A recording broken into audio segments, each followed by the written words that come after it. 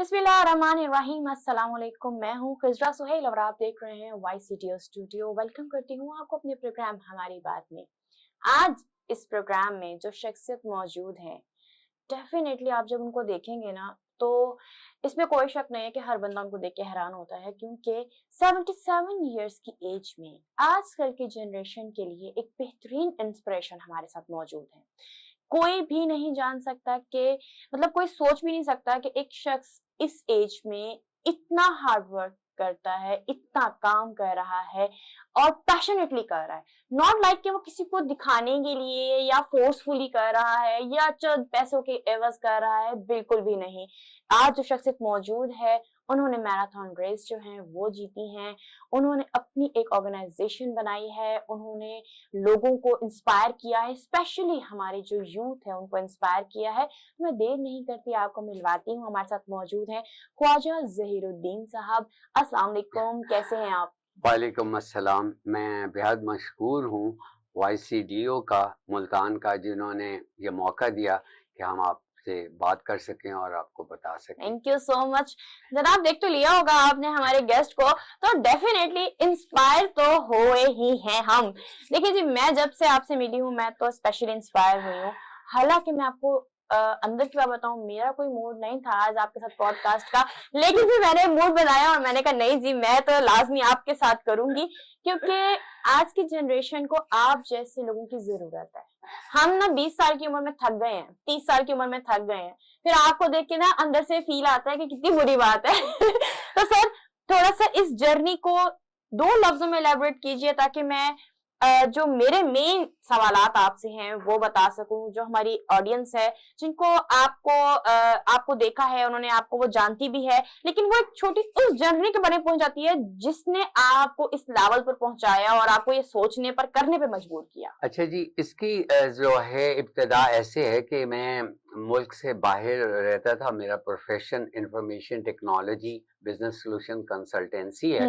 तो मुझे मुल्क में आके सबसे पहले जो मौका मिला वो एक सॉफ्टवेयर हाउस में मैं जो था उसका कंट्री मैनेजर था। तो अच्छा। I have to manage my whole software engineers. तो वो 100 से ज्यादा इंजीनियर्स की बात कर रहा हूँ डिफरेंट शोबों में। तो वहां पे बहुत टैलेंटेड साथी थे। ये 2006 की बात है जब मैं USA से वापस आया हूँ। तो उसमें मैंने जो चीज महसूस की और जो मेरे दिल को लगी वो ये थी कि इनके अंदर इतना पोटेंशियल है, लेकिन अनफॉर्चुनेटली उनके अंदर एक खास किस्म की जो हमें सेल्फ एस्टीम चाहिए, जो अपने आप के अंदर अपनी पहचान चाहिए, उसके लिए मैंने कमी महसूस की। और वहीं से मैंने उस स्टाफ को ग्रूम करना शुरू किया।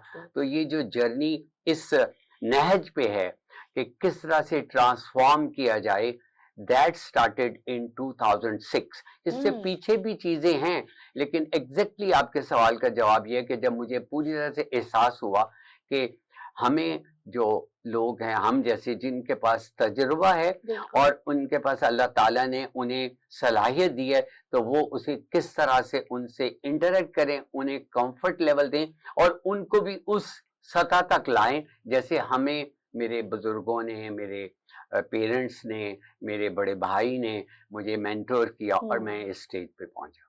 यानी आपकी जो असल इंस्पिरेशन है वो 2006 से स्टार्ट हुई कि मैं जो है इंस्पायर करूं लोगों को, मेरी मोटिवेशन ये है और मैं इसको, क्योंकि मेरा ख्याल से कि मोटिवेशन को जो एक वर्ड में एलैबोरेट करते हैं वो इंटरनल होती है, एक्सटर्नल कुछ भी नहीं होता। इसका मैंने इसलिए नहीं बहुत जिक्र पहले से किया। एक्चुअली ये स्टार्ट हो गया when I was just in A 8th grade. उस वक्त मेरे वालिद साइकिल चला के जाते थे अपने ऑफिस। तो मैं उनको एक बड़ा डिसिप्लिन शख्स देखता था कि किस तरह से वो अपने, वो जमाना होता था कि हम अपनी पैंट्स को ना एक क्लिप सा लगाते थे कि वो चेन में पाँव ना फंसे और इस तरह, और पैंट ना जो है उसमें टेंगल हो जाए। तो उनका फिर उनका खाने का अंदाज, एक डिसिप्लिन अंदाज, नमाज और उसके साथ रेगुलरिटी, जो डिसिप्लिन नमाज का सिखाया, एक्चुअली वहां से शुरू हुआ। उसमें फिर जो थी एडवेंचर का भी वालिद से ही सीखा कि सुबह की सैर के लिए जाना है, पहाड़ों पे जाना है और मतलब जंगलों में जाके वुड्स में फिरना है, तो ये वो है। लेकिन जो रियल ट्रांसफॉर्मेशन ऑफ यूथ है उसका जब मेरी औलाद हुई उस वक्त और उसके बाद ये, आई गॉट मैरिड इन 82 और मेरी इस वक्त जो सबसे बड़ी औलाद है वो मतलब 40 प्लस है। तो इस तरह से वो भी एक है कि उन्हें ट्रांसफॉर्म कैसे किया, वो सारा पले बड़े मेरे साथ ही, मैं उस वक्त मुल्क से बाहर मुलाजमत करता था अपनी टेक्नोलॉजी में। तो ये है। लेकिन अगर आपके सवाल का ठीक लोगों तक पता चले कि ये वो वाली बात नहीं कि बचपन से ही मुझे शौक था, no, I realise the you know gap, I realise कि मुझे ये आता है और ये चीज मैं ट्रांसफॉर्म कर सकता हूँ अपार्ट फ्रॉम कि मैं बिजनेस मैनेज कर रहा हूँ और मैं सिर्फ इनसे बिजनेस निकालूं। तो मैं ये चीज आपसे पूछना चाहती हूँ कि आपने अपने आप को कब पहचाना? अच्छा, देखिए, मेरी तरबियत इस तरह से हुई है कि मैं बचपन से चीज को पहचान रहा हूँ।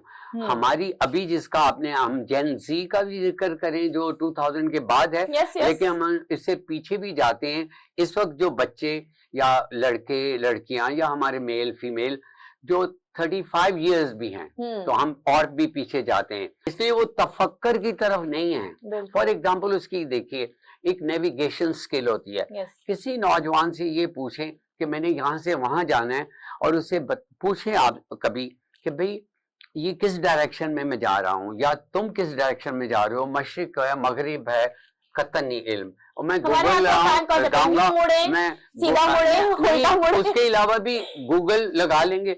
तो उन्हें क्या किया गया है कि उनका जो अपना ज्योग्राफिकल कंडीशंस थी, अपने आप की सोच थी, उससे महरूम कर दिया। अभी मैंने बहुत दफा पीएचडी लड़की हो या लड़के से बात की है, मेडिसिन पढ़े हुए से बात की है कि भाई हमारे के, तो बहुत देर के बाद कहते हैं भाई कितनी सिमतें हैं, फिर थोड़ी देर के बाद कहते हैं ओ मशरिक मगरिब शुमाल जुनूब या ईस्ट वेस्ट नॉर्थ, अंग्रेजी मीडियम का बच्चा।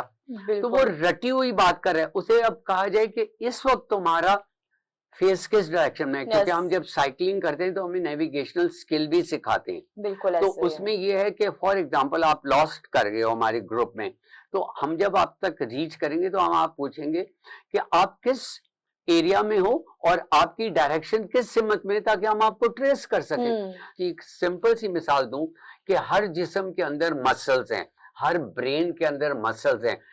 अब वो जो कोई उनको यूज करता है, हर एक के अंदर सांस लेने की सलाहियत है, लेकिन जो सुबह सवेरे उठ के जाके बेहतर सांस ऑक्सीजन लेता है वो नरिश नजर आता है। और अब नजर ना लग जाए तो आप मुझे देखें कि 77 में मैं भी अभी ठीक ही नजर आ रहा हूँ। बिल्कुल, आप सिर्फ ठीक नजर नहीं आ रहे, आप बहुत ज्यादा अच्छे नजर आ रहे हैं और एक्टिव नजर आ रहे हैं। सीरियसली मैं कह रही हूँ ना कि मैं मुझ जैसी बंदी हूँ, सुबह को टाइम नौजत नजर आती है ना, मैंने अपने आप को एक दफा देखा, मैंने कहा यार खिजरा ये अच्छी बात नहीं है। तो ये शऊर देना है कि भाई ये चीजें आपके लिए हैं और आपको अल्लाह ने दी हुई हैं, और जब वो इन चीजों का इस्तेमाल करेंगे तो देखें, जैसे कि मैं आया हूं और मैंने बोला कि YCDO का मैं और मेरा इदारा अर्ली बर्ड राइडर्स मशहूर है। जैसे कि मेल को हम कहेंगे कि mister Zaheer is a hero, तो then Khizra is a shero.